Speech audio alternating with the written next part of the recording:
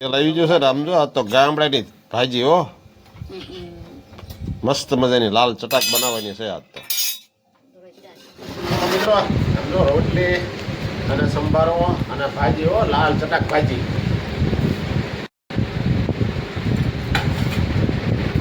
ચાલો મિત્રો જમવા ચાલો બધા જમવા આપી દીધું છે ચાલો જમવા ભાજી બનાવી છે ને બધા જમવા આપી દીધું એમને ભાજી બનાવી છે એમને જમી લેવી તારે વાહ ભાઈ વાહ કેમ છે? વાહ વાહ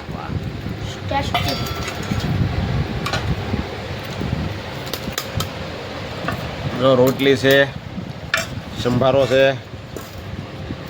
અને આ લાલ ચટાક ભાજી